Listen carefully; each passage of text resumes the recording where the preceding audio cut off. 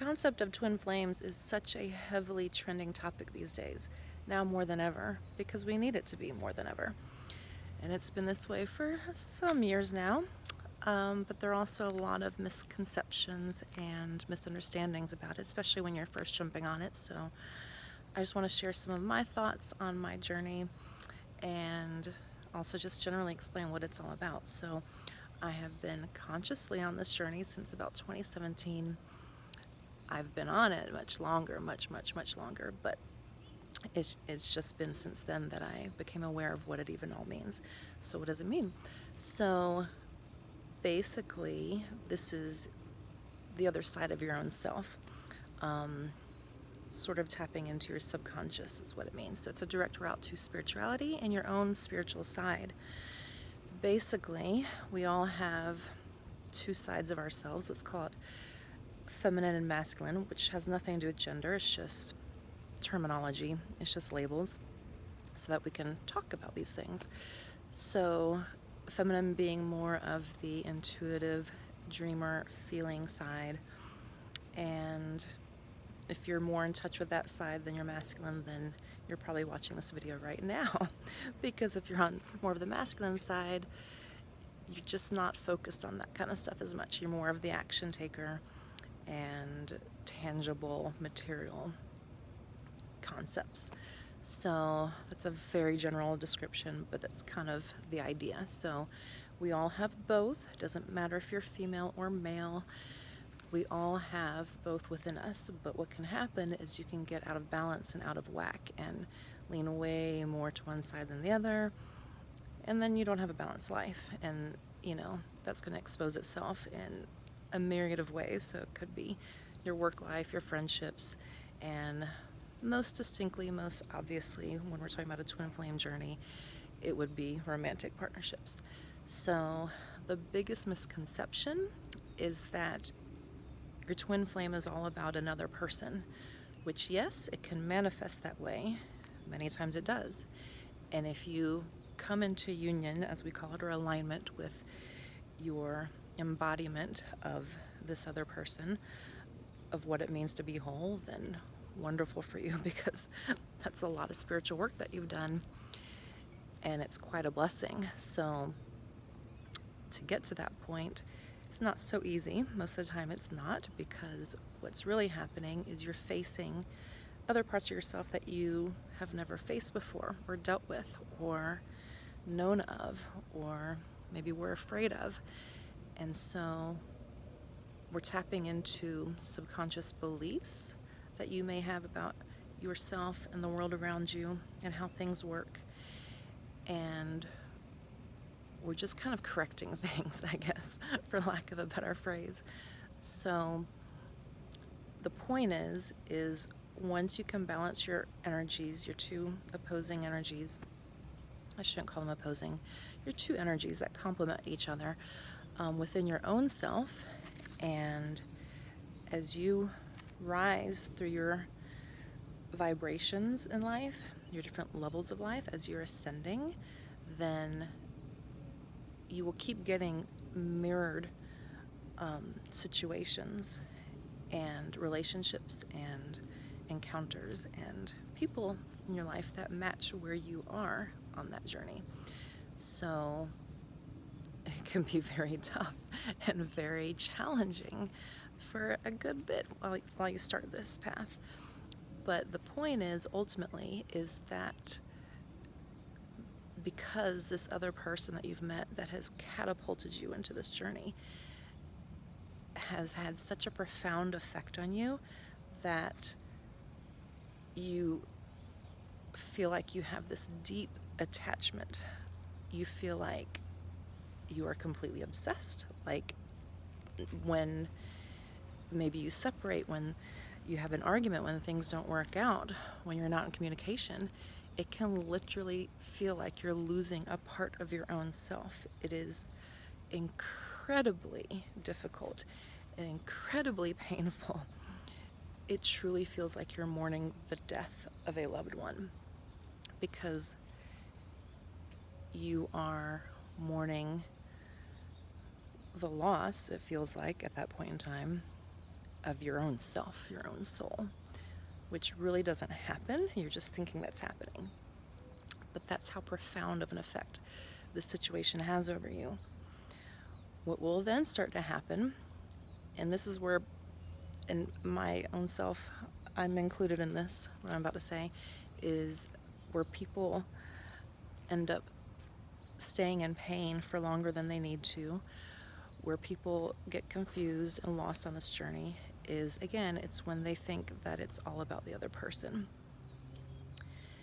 Not realizing that everything that is outside of you is a manifestation of what's already going on inside of you, not vice versa.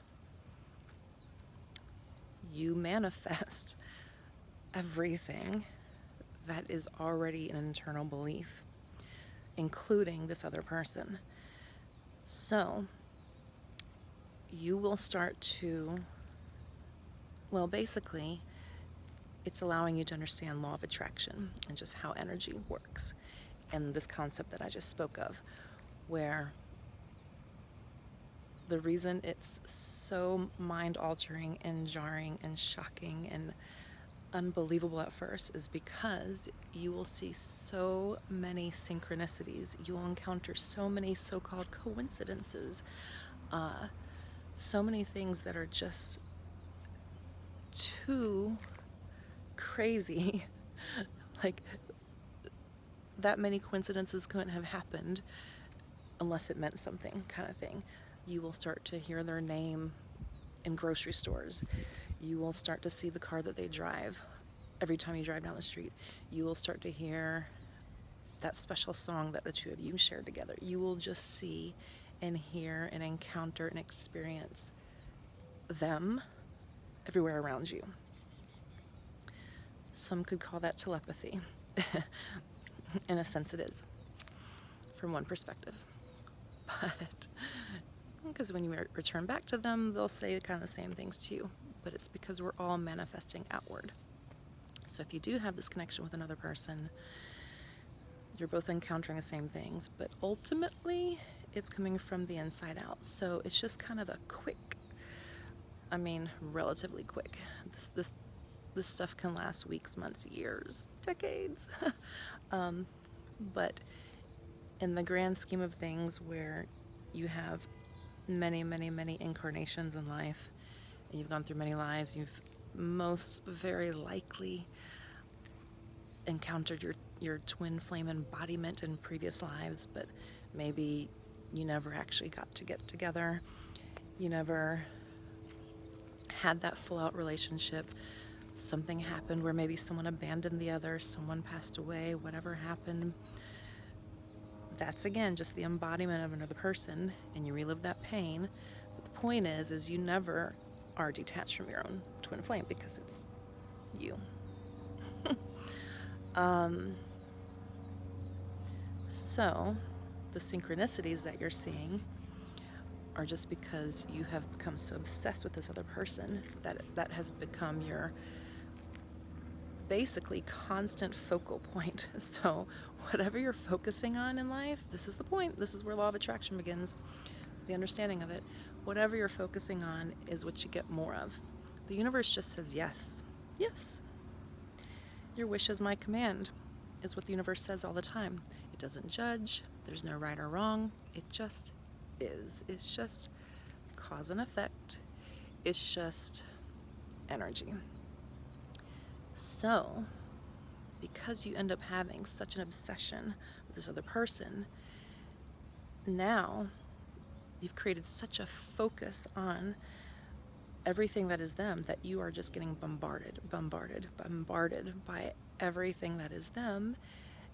Then you'll start to notice that other things are happening too, that maybe don't have to do with this other person or this relationship or situationship that you might be in, this obsession that you have.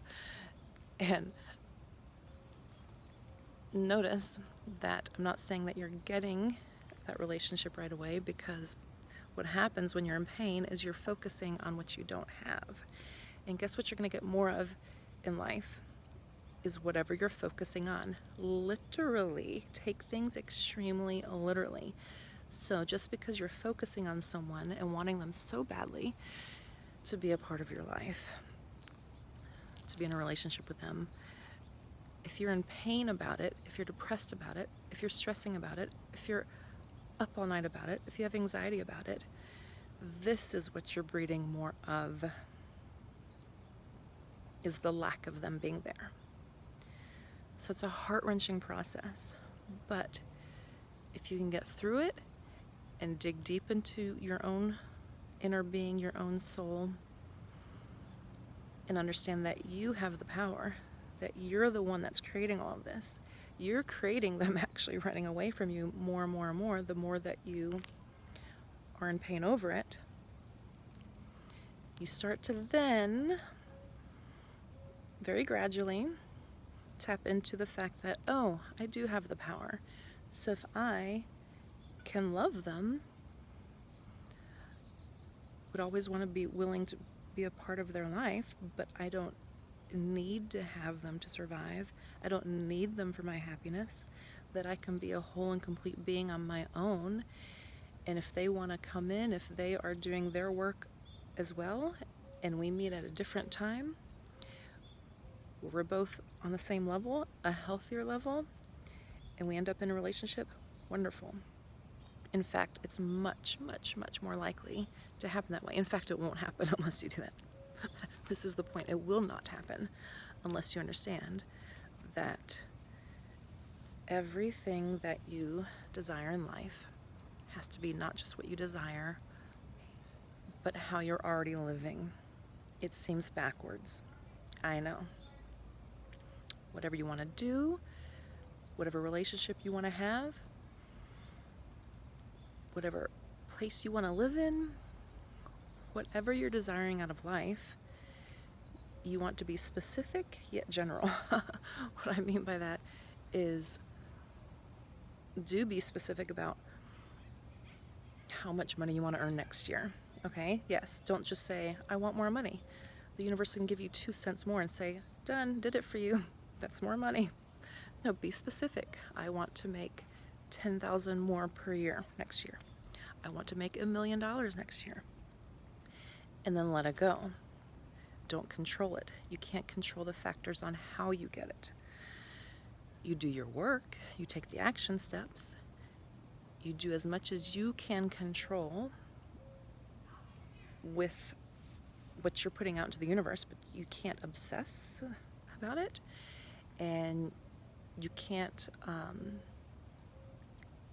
force the outcome or force who it happens with or how it happens, because there's such a thing as free will. So I can't specify that I want one single person. We have many soulmates, by the way, throughout each lifetime. And a soulmate just means that you have a soul connection. Could be platonic, could be familial, and of course romantic as well. I personally believe that the twin flame concept, I think it jumps from person to person, because if I want to be in harmonious union and alignment with my perfect version of a soulmate, they may not be ready for that themselves in this lifetime. The specific person that I'm thinking of. So I have to allow my options to be more open. It could be someone that I have not even met yet. It could be someone from my past. I don't know. But it's not ultimately up to me to decide. I can't force anyone to do anything beyond their free will. And I can't force the universe. The universe has its ways, and there's destiny and there's divine timing, and there are a lot of chess pieces to maneuver around. So, maybe the universe wanted me to be with a certain person, but they're just not available and they're not ready for me yet. I gotta let that go. I gotta let that go and allow it to be someone else. Maybe allow factors to come into play that are even better for me, that I could not even imagine on my own. And the universe wants that for me. So why limit myself to any one specific situation, scenario, person. You know what I mean by that. Just, I have to ask for what I want or better and let it go. Let it ride. Let it flow. And just keep working on me. Keep working on my own balance, combining my energies within my own self, being a fully secure and stable and happy, healthy human being and soul on my own. And let it happen naturally and organically. Anyway, those are my 2 cents.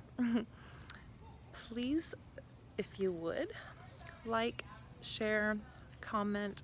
Please help me to keep this channel up and alive and strong. And donations are always welcome. I have a PayPal link down below for Wake Up with Mara, so any amount is truly appreciated. And I'll see you next time. Okay, bye.